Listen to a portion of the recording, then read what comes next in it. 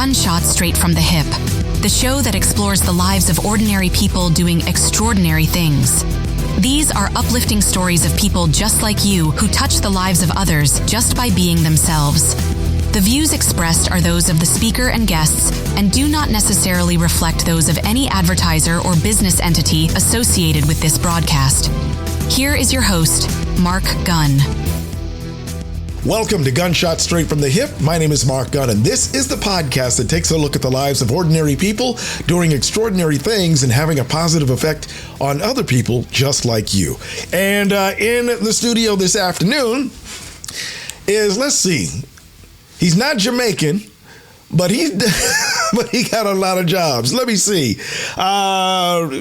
Musician, producer, paralegal, barber. Ladies and gentlemen, and is something we're going to get into. The driving force behind an initiative that barbershops are starting to take up that we really want to get into. Ladies and gentlemen, please welcome Mr. J. Alexander. How you doing, brother? Man, I'm blessed in yourself. How about you, Mark? You know, I cannot complain, man. I've been wanting to get you on here because we've known each other for a good while, and you have had your hands in a whole lot of things, and everything seems to be interconnected. Like I said, you're a musician and a producer. You've been dealing in the law profession. You're paralegal, right? Correct, yes. Okay, and then you're a barber. Which came first? Well, it's funny you asked me that, man, but to be honest, as 11 years old, I began picking up the Clippers, playing with the Clippers, not the NBA. That's a slogan that I have, too. I play with the Clippers, not the NBA. I picked up the Clippers at 11 and began cutting hair. I picked up the mic at 12, and the first rap song I made was called God's House. I redid Run DMC's Run's Whose House? Right. Run's House.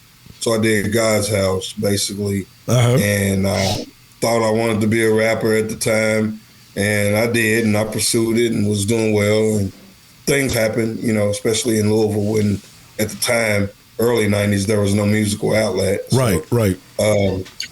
I continued to cut hair and just hone my skills doing that, and I also ended up going to school after 20 years of being a barber. I wanted to be a paralegal because at the time I was giving clients somewhat advice as a non-paralegal or lawyer. But at sometimes just in having barbershop conversations, at sometimes people will listen to the advice of a barber. And sometimes the things that I said worked, which made me go, okay, well, I can be a paralegal. So that's how all of that happened. Yes, sir. And throughout that time, getting back to the recording thing, you've did projects with a group that you had, and then you started doing just off and on different projects that you've been experimenting with and in different genres, just different aspects of hip hop. The last project that you did was starting to take off a little bit because it was an ode to the bourbon industry, right? Yes, sir. Yes, sir. I do. The very first album I did was called "I Don't Cut Hair." I don't just cut hair. Right. So basically, to the allude of your intro to me, I don't just cut hair. You know what I'm saying? Right. And being from Kentucky and hanging with attorneys. Right. I became a bourbon enthusiast. See, there you go. I created a song based on bourbon, which is our number one legal cash crop in the state of Kentucky. You know what I'm saying? So I wanted to pay homage to the bourbon industry and shout out to the bourbon industry all throughout the whole state of Kentucky. You know what I'm saying? I don't want to say one name because it's so many of you guys and I miss everybody, but shout out to the bourbon industry, yourself and Fred Minnick. You know what I'm saying? Yeah, and you ended up getting a lot of love from quite a few people behind that particular joint. Yes, sir. It didn't do what I wanted it to do, but it still has legs and it still can grow. Right. Because it's not a dated song. Right. But at the end of the day, I did get some support from different people, and people still Still rocking with it, which is a beautiful Absolutely. thing. Which is a beautiful thing. And you were able to shoot a video, as I recall. Yes, sir. I did it at Wix with Josh, Bandman Naylor. As my comedian / barber. Right. Dude is gifted, man. Right. He is super gifted, man. But shout out to Bandman, man.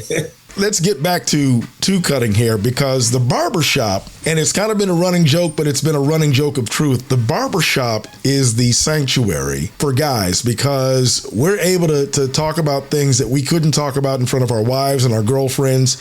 And you had been taking on a different aspect of it because just in recent years, the issue of men's mental health has become more prevalent. And right. Tell us about the initiative that you started, and this ended up getting all the way up to the State House. Well, basically, the initiative started in 2016 with a gentleman by the name of Lorenzo Lewis out of Little Rock, Arkansas, with the Confess Project. Right. A gentleman by the name of Sam Johnson was working at the Urban League, and they're both tied to a Greek fraternity. And he was like, hey, is there a barbershop I come to Louisville to present this information to?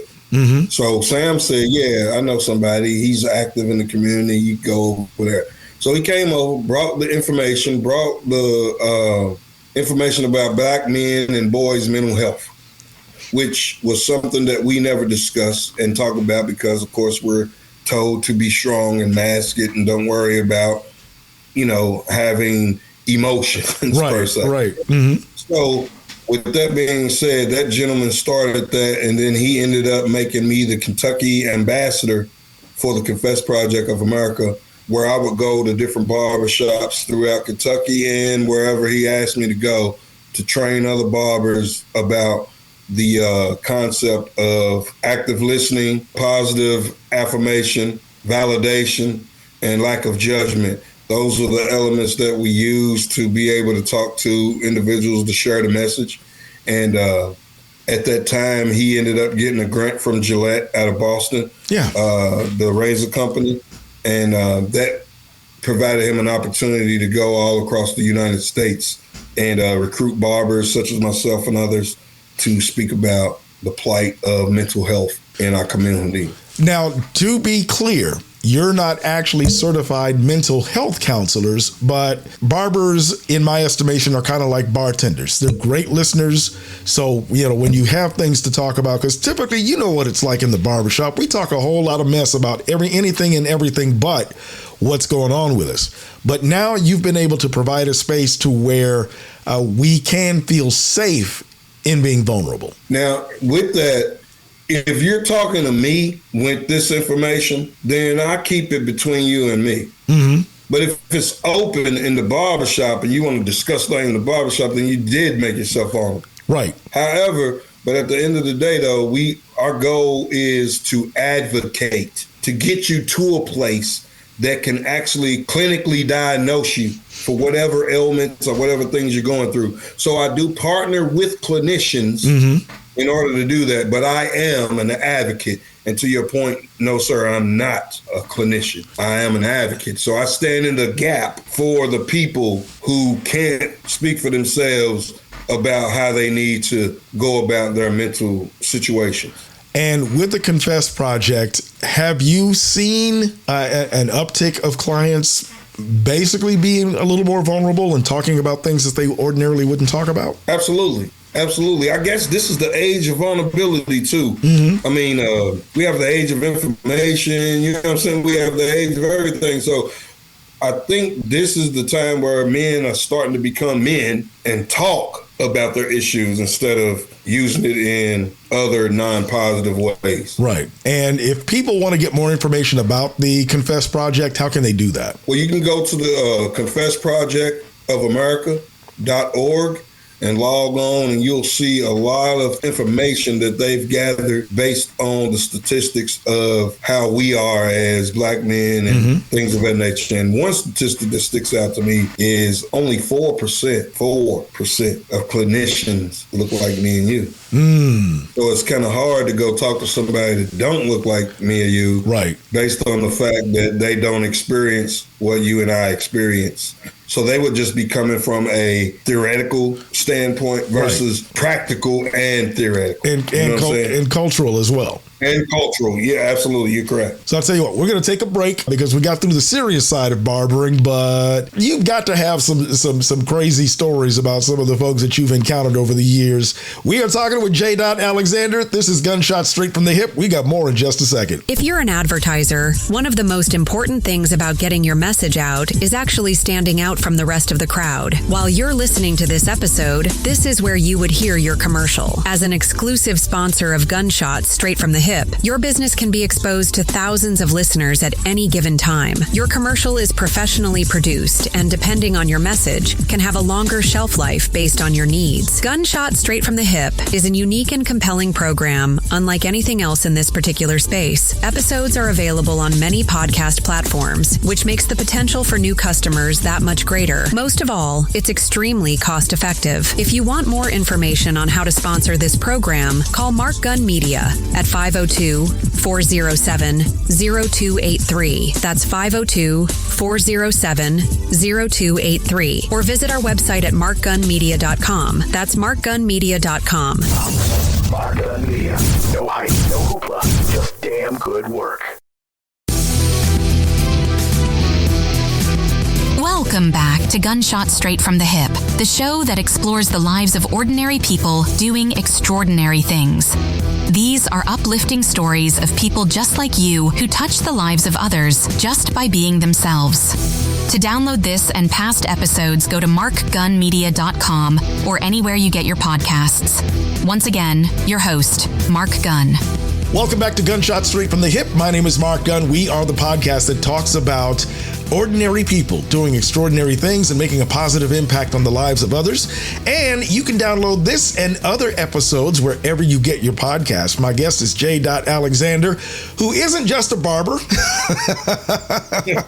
He's a paralegal. He is also an artist and producer. And he is the Kentucky ambassador for the Confess Project. That is a project that teams up with barbers to act as the go-betweens, you and mental health counselors, with the idea being that you're able to talk about what's going on with you in a safe space. And people like J. and other barbers around the country have the resources to get you to the right clinicians that they need to get you to. Now, everybody's seen the movie Barbershop. We all know that the barbershop is like the most mysterious and not mysterious place at the same time. Because like I said earlier, we talk a whole lot of mess. And I'm sure as you're cutting hair, you're hearing very bizarre, very strange stories, very unusual characters that come to the shop. Well, absolutely. I have one that's over the top about sports. Uh-huh. He's just adamant about everything he knows about sports. To the point that he wants to figure out a way to have a debate with Stephen A. Smith. Oh no! And look, Mark, if we could make that happen, man, just on the fly, right? I would love that, bro. However, we could, let's figure out a way to do that. Oh man, individual is an individual that is passionate about sports. Uh-huh. He understands sports, and although it may not be as mental as. But it is mental because it consumes him to the point to where he can pull numbers and events and things like that just to argue with you to make a point. Right. So with that being said, if you're doing that, then there's an issue. You know what I mean? Yeah, that's obsessive compulsive almost. And that's an issue. Right. I mean, because, you're right. It's cool to talk about sports and because we all do it. But if you're quoting stats down to, he actually, when he ran for that 58-yard touchdown, it was actually 58 yards and 3.5 feet. If he's getting that detailed, there's a problem. That's my dude, though. Uh-huh. That's my dude. But he's so conformed to sports that's all he chooses to talk to and talk about in the barbershop. Wow. Although he's a good person and a good man, a family-oriented man, a good husband. Right. But mentally, sports consumes him. And no one can tell him anything other than himself and what he knows. Right. So I guess basically, if he ever gets his dream to debate Stephen A. Smith, that'll probably give him an opportunity to know where he's at, gauge himself. Right, as far as his knowledge of sports. And, yeah, but it would possibly help him mentally too know whether I've given Stephen A. piece of my mind, or Stephen A. is giving me a piece of his mind. Right. So it'll be a balance in there. I've got one or two connects at ESPN, so we'll see if we can make that happen. All right. Once again, we're talking to J. Alexander of the Confess Project. He's not just a barber, paralegal, musician, producer. We've got more with Gunshots Straight from the Hip coming up right after this. As a business owner, one of your biggest concerns is how to market your products and services. What message do I want to send? Who am I sending it to? How do I reach the largest number of people possible? And how do I make it cost effective? The answer to all of these questions is Mark Gunn Media. Mark Gunn is a radio and multimedia specialist with almost 50 years in the industry. He's an award-winning voiceover artist, audio producer, and radio personality who's used his expertise to help thousands of advertisers throughout his career. Just ask anyone that's worked with him, and they'll tell you that Mark Gunn Media gets results. If you're looking for an effective marketing strategy or any multimedia voiceover work, call Mark Gunn Media at 502-407-0283. That's 502-407-0283. Or contact us at markgunmedia.com. Mark Gunn Media. No hype, no hoopla, just damn good work. Welcome back to Gunshot Straight from the Hip, the show that explores the lives of ordinary people doing extraordinary things. These are uplifting stories of people just like you who touch the lives of others just by being themselves. To download this and past episodes, go to markgunmedia.com or anywhere you get your podcasts. Once again, your host, Mark Gunn. Welcome back to Gunshot Straight from the Hip. My name is Mark Gunn. Remember, you can download this episode and previous episodes anywhere you get your podcasts. And if you happen to be on Apple, iTunes, or whatever, make sure you leave a review because that helps us in the algorithm, okay? I am with J. Alexander because he fits the description of somebody who is ordinary, but he does extraordinary things. He's a barber, paralegal, musician, producer, and the Kentucky ambassador for the Confess Project, which is a bridge between mental health being discussed in the barbershop and being connected to mental health clinicians. So basically, he is standing in the gap with a lot of other barbers that have this training, and it's kind of natural when you think about the intimacy of the male barbershop. I want to go back to talking about your musical career because you said you picked up the mic at 12 and you recorded your first joint, which was an interpretation of Run's House, and you called it God's House. Yes, sir. So what made you want to pick up the mic at age 12? Well, of course, hip hop is influential, period. And as a kid, my mom bought me a pair of Adidas just because of DMC. Right. And the funny thing about that, though, as soon as I got the sneakers, I just took the shoestrings out and she just started hitting me over the head. What are you doing? And Wait a minute. Right. This is what Run DMC is.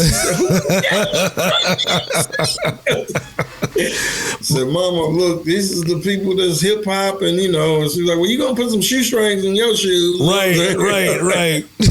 Yes, ma'am. So I got the fat laces. Right. So it still looked kind of, but the influence was Run DMC, man. And at 12, I began to rap and having a liking to the musical expression of using poetry, basically every other line to rhyme. Right. Was intriguing to me. And then to do it over a beat was even cooler. And then I just, fast forward 5 years, I met a friend of mine in high school that went to church with me, GT, shout out to GT, G Sharp. And he and I formed a group. And then I was in class, 11th grade, 10th grade with another guy, and Adrian, shout out to Adrian AJ, and he joined the group. And then he said, hey, my brother is a producer. Okay. DJ Hezzy, shout out to DJ Hezzy, man, he rest in peace. Yes. But within that transition, man, basically fast forward, and we was like 19 at that time, and that's right when Touch of Class at the time left to go pursue their career, and we were the next thing up as far as artists coming out of the city of Louisville. But unfortunately, our producer / manager had an untimely death in January of 1994, and we had just performed at the Circle City Classic, which was the last Circle City Classic River City Classic. Right. At the Louisville Gardens, where we opened up for Bushwick, Spice One, Ron C, Sam the Beast, and basically Sam the Beast ended up coming over our house at the end of that night. Saying that he liked the group, he liked the producer. This is what he wanted to do, and he wanted to sign us at the top of the quarter in 1994. Unfortunately, untimely death. That was the brain behind our group, and Sam no longer wanted just us as artists. He wanted the mind, and the mind was going to bring us in anyway. But it is what it is, and my rap career kind of took a different turn. Yeah. But at the same time, I still like rapping, so I created an album years later just because it was a bucket list. Right. And the name Divine the Instigator, where did that come from? Well, I created that myself, and for one, Divine is my name in a righteous way of saying a good person, a good brother. But the instigator part, I created the instigator part because I wanted to get things started in the city. And instigate means to get something started, whether it's negative or positive. Right. So oftentimes the instigator comes with a connotation of being totally negative. But say, for instance, if I was a lobbyist, would I be an instigator? You would be an instigator, yes. It would be in a positive way. So as a lobbyist, I instigated some other things too. I removed myself from the negative connotation of the instigator, right? Because it carried a negative connotation, but nobody understood that you could go negative or positive when instigating. Right. And again, it's kind of like a lobbyist. And in full disclosure, I met Divine the Instigator on several occasions. Absolutely. Absolutely, man. And I'm like, we needed a way out, man. We needed a way to start opportunity for our artists in Louisville, man. And that's how I met you. You gave me a bunch of criticism and critique and things to make me better. Right. You know what I'm saying? But at that time, bro, I was like, man, he's a... And just so people are, this isn't an inside joke. So what Divine is talking about, I was the program director of one of the local hip hop stations here. And what a lot of people didn't know at the time was that I was also a musician and a producer. So I approached music differently from anybody else. So it wasn't just about, putting somebody on for the city. It's like, okay, if you're going to do this, I'm going to hold you to the standards that I hold anybody else that I work with. So that's where he and I kind of bumped heads a little bit on occasion. But it was, but it was all love. It was all love. And yes, because of that, not that I'm taking any credit for it, but you evolved as an artist. Absolutely. Thank you, man. In the way that, in everything that you were writing and producing. So sometimes you got to bump heads to make progress. So you're right. But before that, though, Mark, before me being an artist, as a manager, you would tell me what I needed to do for my group. And you was like, yo, they need to do this and they need to do this. And you need to figure out a way. And I was like, okay, well, you know what? I'm going to come up with a way to feature Static. Now, the only person that featured Static was Goodfella at the time locally, because they were in a crew, or he was his undersigned to his label. But when I reached out and said, hey, Steve, I need you to do me a favor, bro. You know what I'm saying? And he was like, all right, cool. And so I pulled up. I mean, I didn't even go to the studio. I told him where to go. He went. He was there before the group. Waiting in the Hummer. And he went in, did his part, didn't even wait for the rappers to rap. He didn't even wait for my group to rap. He laid his part and said, whatever you do with that, as far as the levels and the vocals, is on you. Right. I did my part and I stacked it the way I'm supposed to. I'm out. He called, said, hey, bro. Steven Static Major Garrett. So then he said, hey, man, I'm out, man. They in there now. They ready to go in. I was like, oh, so you gone? He's like, yeah, I already did what I need to do. Steve was an interesting paradox in that depending on what it was, he would work very quickly or he would very tediously. There have been times where I had to say, look, bruh, walk away. Take a break. Mm-hmm. He's like, no, let me just add this right here. Right. This right here, yeah. I'm like, no, walk away. You're approaching that FUF, the F up factor. So come on, man. Right, I mean, even the song that I did with him, both of us were very meticulous in the way that was performed and produced. So you preaching to the choir when it comes to Static Major. Amen. So life goes on, and once again, we're talking to J. Alexander here on Gunshots Straight from the Hip, talking about his music career. Life goes on, and you're getting very heavily into the paralegal thing, because I remember when you were taking classes and doing the whole 9 yards there. And every now and then, it's like you would pop your head up with a different project, because I think you'd gotten to a point to where you're doing things on a whim as they come to you. Yes, sir. And that's when we started seeing the evolution. The lyrics got a little more spiritual. There was one project that you did that you were very proud of. In fact, we had a listening session for. Mm-hmm. That was like, okay, this is very much the evolution of J. Alexander, of Divine. Forget the instigator. Well, that Mark, man, if I could cut you off, in 2020, that project that I asked you to help me and host with me at the listening party, man, I was going through some depression. And that is why I loved the Confess Project. At the time, they caught me in a place to where I was really down and low. Right. After doing the Bucket List album, it was just because I wanted to do a bucket list, because I've never done an album. Mm-hmm. Then the depression really kicked in. And then the depression drove the music.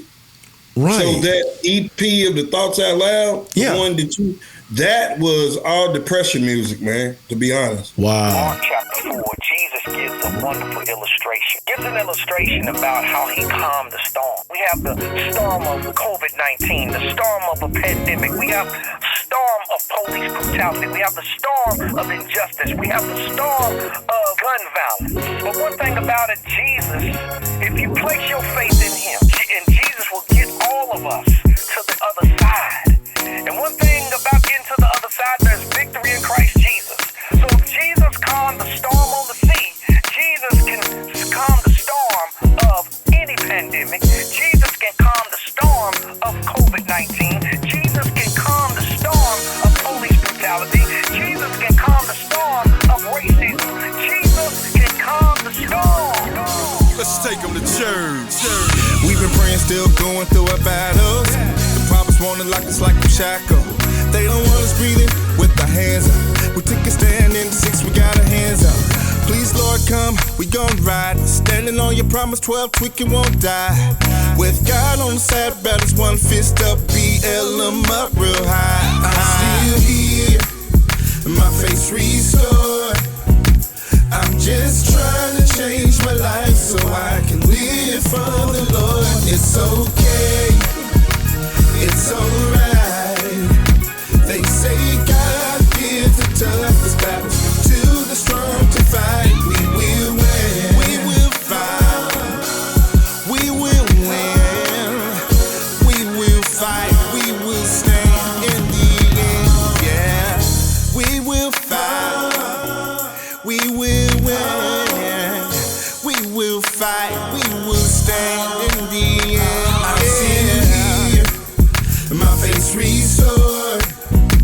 I'm just trying to change my life so I can live for the Lord. It's okay, it's alright. They say God gives the toughest battles to the strong to fight. We will win. All I got is this rock and this slingshot. I ask your life to get away before I sling shots. And I don't think you really want that, because the God I serve, him and his goons, they be all fat. And I ain't talking about guns and gats, I'm talking about how prayer and miracles react. 846 Floyd's last breath, not to mention Breonna was shot to death. Dear Lord, I ask, yo, what can we do? Because the people are lost and we have no clue.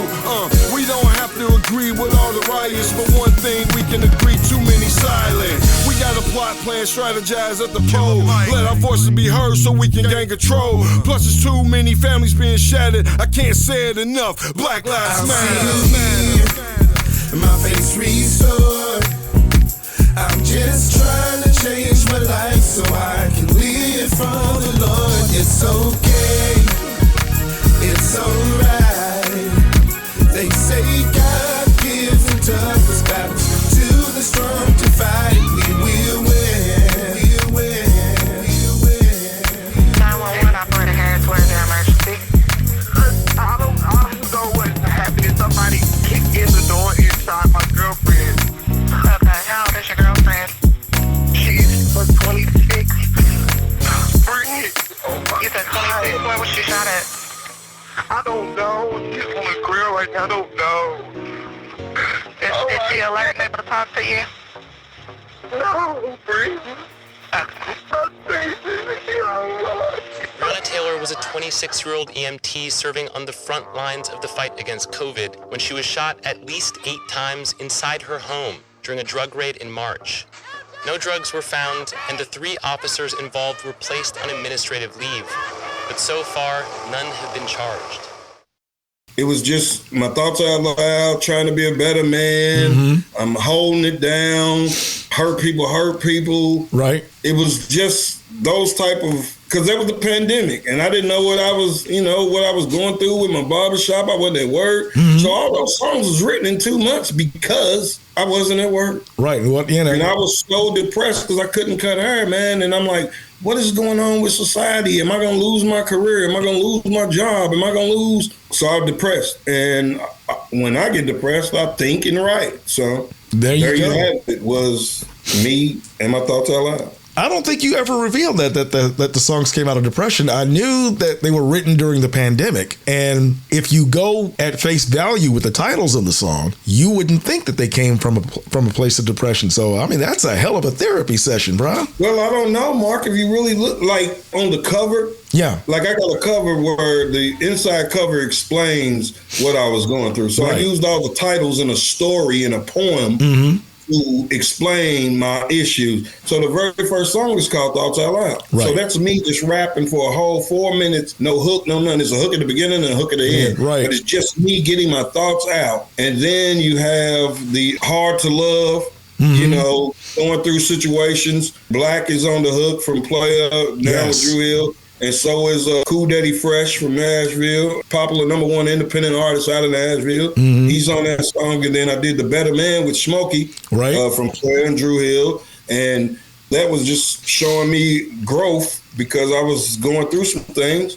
And the Hurt People was talking about how people that I hurt other people. Pass that hurt on. Mm-hmm. So if you go back now in retrospect, bro, YouTube, Thoughts Out Loud, Mark, you'll see exactly, you'll feel and hear that impression within that music. Right. But the fact that I wanted you to be a part of it, you're a great host, you're a great personality. So I was like, well, I'm going to have Mark do this. And you was caught up in the fact that I was growing as an artist. You didn't even catch you know what I mean? The artistic writings of that has always been my thing with you. It's always been evolution, growth, evolution. And yeah, you're right. It's like I was so caught up in the fact that you were growing as an artist and I was able to see that growth, everything that you were writing. And I had to take a second or third listen, even after that listening party. It's like, oh man, this is really deep. This is really deep stuff. And then the evolution continued. Because you came out of a place of depression, and we talked about this a little earlier, but we're going to talk about it again in just a little bit.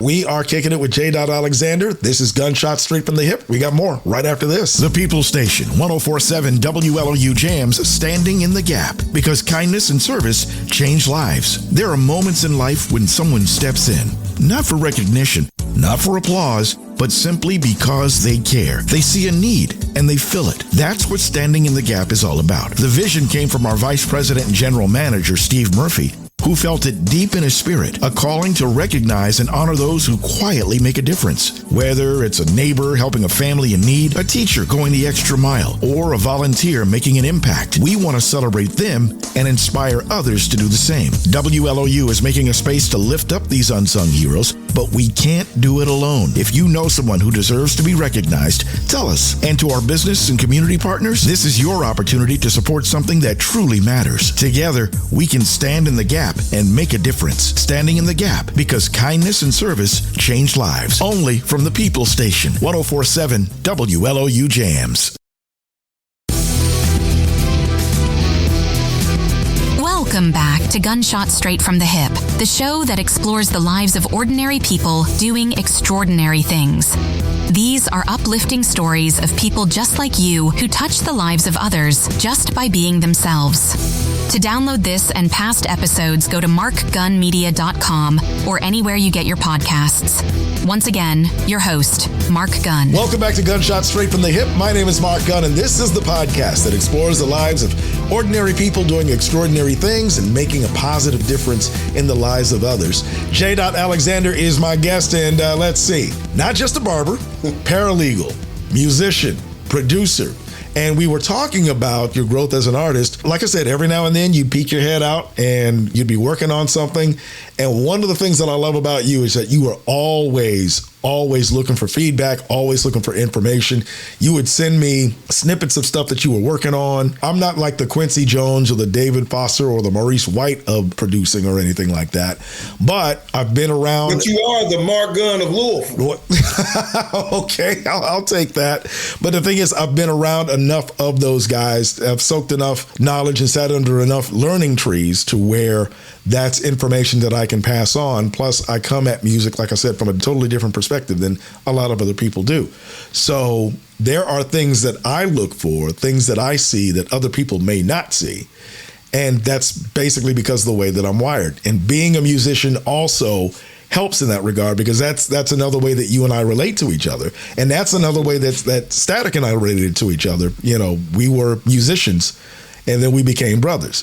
So you poked your head out and we were having conversations about bourbon. Well, the bourbon didn't happen until after being a paralegal. Okay. I started going to outside meetings and events with attorneys. And drink of choice was bourbon at these events. As a paralegal, I'm like, okay, well, let me try this. You know, I'm from the hood, so I was drinking the other brown. You know what I mean? The Remy and the Henny. You know what I mean? Drinking that yak. Right. But if I may, go back to my brother. Yes. One time we was at Solo's crib recording. Mm-hmm. And my brother came in with some wild turkey. Okay. First time I ever seen a brother drinking wild turkey. A brother from the hood, 22nd Street, with wild turkey. I'm like, Static, man, what is this? He's like, I'm on my Turkish waves, bro. I'm on my Turkish waves. And I was like, okay, well, let me try this. So, boom. That's when I got a shot of bourbon and whiskey mix, because right. You know, that's bourbon whiskey. Right. So anyway, that was cool. And fast forward again, like I said, I started going to these sessions with the attorneys and stuff, and I was like, well, y'all got any wild turkey? They was like, nah, we got bourbon. That's when you started to get the education. Right. So then I drank the bourbon, and I'm like, wow, Wolford is my thing. And then, you know, it went from there, which created a song and an ode to bourbon, like I said, for the state of Kentucky. And just the ode to the state of Kentucky. So any bourbon enthusiasts that may listen to your podcast or that do listen, find that song on YouTube. It's under Divine Cuts. I Like My Bourbon. It's a great song and a great ode to the bourbon industry here in the state of Kentucky. Hey, what's going on? How you doing? Hey, how you doing, man? You all right? Yes, sir. What can I get for you? Shot of bourbon. Say it again? Shot of bourbon. Do you know where you at? No, Kentucky. Okay. We got all kind of. You're not from here. Yes. Huh? Say yes. You can't be because you don't know much. We got all kind of whiskey. We got Jim Beam, Wolfhook. You know what? Look here, I got something. I know it's for me. Pour me a shot for the hell of it. I'm about to reach another element. I'll buy it if you're selling it. If you got a story, get to telling it. I like my bourbon on ice. I finished that whole thing tonight. I got Woodford on reserve. I got Makers on deck. Even got some Pappy I ain't got to open yet. Yes. I like my bourbon. I like my bourbon. I like my bourbon. That bourbon whiskey. I like my bourbon. I like my bourbon. I like my bourbon. That bourbon whiskey. Bartender. Keep pouring. Keep pouring. Just keep pouring that bourbon with me. Bartender. Keep pouring. Keep pouring it. Keep pouring. Keep pouring it. Keep pouring that bourbon whiskey. Oh, that bourbon whiskey. Kentucky, that's where I dwell. And you can catch me on that bourbon trail. And if it ain't your thing, man, you done lost me. I'ma sit back and sip on this KY coffee. I like my bourbon. I like my bourbon. I like my bourbon. That bourbon whiskey. I like my bourbon.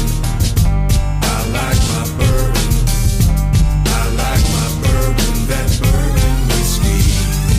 Bartender. Keep pouring. Keep pouring. Keep pouring that bourbon with me. Bartender. Keep pouring. Keep pouring it. Keep pouring. Keep pouring it. Keep pouring that bourbon whiskey. Oh, that bourbon whiskey. Pour me a shot for the hell of it. I'm about to reach another element. I'll buy it if you're selling it. If you got a story, get to telling it. I like my bourbon on ice. I finished that whole thing tonight. I got Woodford on reserve. I got Makers on deck. Even got some Pappy I ain't got to open yet. Yes. I like my bourbon. I like my bourbon. I like my bourbon. That bourbon whiskey. I like my bourbon. I like my bourbon. I like my bourbon. That bourbon whiskey. Oh, that bourbon whiskey. Bourbon in the state of Kentucky. You smell the bourbon. Smell the bourbon. Then you take a shot for 3 seconds. 3 seconds. And then you hold it and savor the moment. And then you blow it out. So, 1, 2, 3.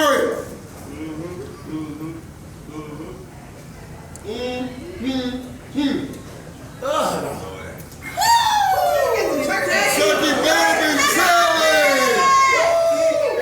And here we sit in 2025 and life goes on. You were recently at the State House for something that was, I think it was done in your honor, right? Not necessarily in my honor, no, sir. I won't take that credit. Okay. However, I will take the credit for initiating or instigating an opportunity to get a bill passed for my profession of barbering. That bill that got passed was Senate Bill 22. Senate Bill 22 is a law for mobile barbering. I saw a need for mobile barbering back during the pandemic, and I presented it to the Kentucky Board of Barbering in 2020, and it hung out there for a little while. Yeah. And I wanted to understand the process. So I said, well, you know what? If y'all not going to listen to me as a lay person, as a person in the profession, how do I sign up to be a board member? What's the process to be a board member? So then I was given that information. Governor Andy Beshear, shout out to him. Yes, that's my dude. He appointed me to be a board member in 2022, and we have 3-year term. I just ended up being reinstated 2 weeks ago. Oh, okay. Congratulations. 4 more years. So thank you, brother. So with that, I just wanted to figure out what was the parameters of how I could get my voice heard. Right. So when I became a board member, I really didn't go right in gun-ho about mobile, listen to me. I just sat listen. 1 year, set, listen. 2 year. The third year, people started coming in, meeting with the board, saying, hey, what about mobile barbering? Have you guys? So then the board was like, hey, Jay, you want to speak to this? This sounds like your baby. This sounds like something you're interested in. Right. They ended up electing me to serve as the secretary of the Kentucky Board of Barbering. So I serve as the secretary right now as the Board of Barbering. So, of course, it goes right up my alley as paralegal. So I didn't mind that position. So I began to be more influential in speaking to them about mobile barbering and how we could do it. And we got in front of it as a whole board of the state of Kentucky. It got passed on the 14th of March, signed on the 24th of March. It goes into law on July the 1st. Nice. But real quick, within that bill, we started with Senate Bill 265 for mobile barbering. Okay. And it got kind of shelved. You know how they shelve bills. You understand, but they shelve bills or don't use them. But anyway, Senate Bill 22 got passed and it hit the floor. So basically what Senate Bill 22 was an opportunity for inmates basically to reduce recidivism. So an opportunity for inmates that are incarcerated to come out with opportunity to have their license to become gainful employed barbers after leaving the correctional facility. Nice. So they stuffed that bill in with the other bill, kind of like what they do at night. Right. Pass bills with all kinds of pork in them that nobody really wants or needs. Basically, they did that, and it was cool for everybody. So our barber board had to be on board, saying that we're willing to go to a correctional facility to test these individuals prior to them coming out. Nice. With the practical exam and the written exam. So we killed two birds with one stone. We got mobile barbering on one end, and we got recidivism on the other end, the reduction of recidivism on the other end. Right. And again, Mark, good politics, a good leadership, a good policies do not include you. Exactly. So what I'm saying is I don't have a mobile barber truck unit ready to go. I just only got my car. Right. So with that being said, did I do it for me? No. Or did I do it for others that were ready to go? Because I saw the progression or the progression that we needed in the state of Kentucky. Have I ever been incarcerated to where I don't need my license? Right. Or where I need a license? No. But for those that are, guess what? Somebody is lobbied or instigated for them to have a positive outcome in their lives. Man, I love that. So Senate Bill 22, mobile barbering, the reduction of recidivism with inmates having the opportunity to become licensed barbers, that is absolutely huge. And, tip of the hat to you on that one, brother. What else is going on? I mean, you're coming off the heels of that. What's next for J. Alexander? You can look for me and a couple other brothers, April the 27th at 3:30 p.m. Sunday. Man, penning it don't rain. You'll catch me on a float. Kentucky Derby Parade for the second consecutive year. Nice. The first barber to ever do so. There you go. See, you're doing big things. And, the thing is, the potential has always been there. And, you have a spirit that you see something, you say something, you go get what you need to get. And I think that's one of the keys to your success, my friend. Thank you, brother. All right. So once again, we have been kicking it with J. Alexander, not just a barber. And where can people get a hold of you on your socials, man? Man, you know what, man? I really don't like social media, but I got it because you got to, I guess you got to, I don't know. Right. It's just J. Blue Collar Barber Alexander on Facebook and Instagram. J, the letter J, Blue Collar Barber Alexander on Facebook and Instagram. I actually made a song here recently, man, on my new project called Social Media. And my guy Sly Stallone. Yes. You might want to check that out too, to give you a perception of why social media is good and bad. You know what I'm saying? It's the good and the bad, but it is what it is. We got to be able to use the negative and make it positive. Right. Man. Never use the positive and make it negative. And if people wanted to check out your music, how can they do that? Oh, it's just Divine Cuts. Divine C.U.T.S. On YouTube, on all platforms. Okay. We got like 5-6 albums, man, in the course of since 2019, and I'm not even your real rapper. I rap when I got problems. I don't sit around and just write raps in a notebook all day. Right. I know people that got raps in notebooks all day. I'm doing just one take Jake, man. This is all I got on my man. Y'all check out my man when you get a chance, DivineC.U.T.S. on all social media platforms. Jay, again, man, once again, thank you for doing this, man. No, thank you, Mark, for having me, man. I appreciate you even reaching out to me. Like I said, man, I don't just cut hair, but the thing about this barbering is I wanted to cement a legacy, man. Yeah. At the end of the day, to be honest, transparency, selfishly, I did do it for my legacy as a barber. Selfishly, yes. But collectively, was it for me per se? Because again, I don't have the trucks. I'm not ready to go, but I know 4 or 5 people ready to go right now. They've invested their money as if this is the only thing they have. So when people do that, speak to you as a lay person or a so-called lobbyist, man, we got to get stuff done for the people, man. Right. And so that's what ended up happening is I wanted to get something done for the people. And if you got one more moment, Mark, I want to share with you one more thing since I'm into law building and passing, I guess. Yes. I thought about something else, man. It's called a mental health bill. Mental Health Act or whatever, however we can formulate it. But my goal is for individuals that work from McDonald's to our governor in the state of Kentucky. If they need a mental health day, they can take it without it counting against them and accounting against their pay. It doesn't go against FMLA. Right. It doesn't go against PTO. It doesn't go against sick. And it doesn't go against vacation. This is just one additional other day that can go into the outfits for 12 months. So one day, if you wake up, Mark, and you call your job and say, hey, look, I woke up this morning, I'm not feeling it. What's wrong? I'm not feeling it. You don't have to explain. Right. You just say it's mental health day. They have to honor that and say, okay, cool, bro, take your time.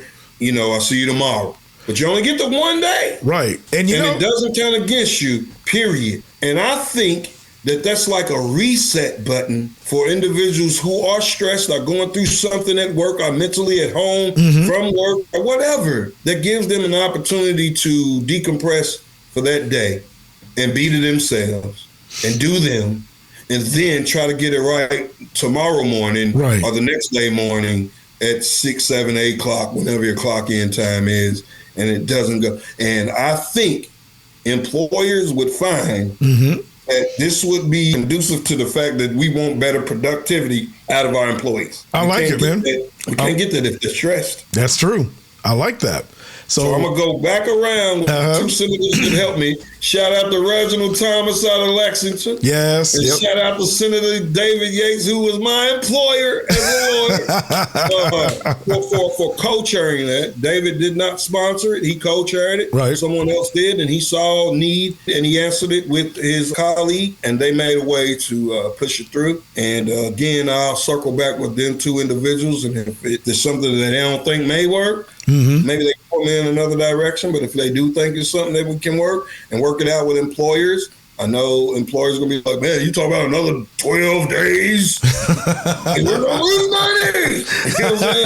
But at the end of the day, you don't want a Westbecker. Right. So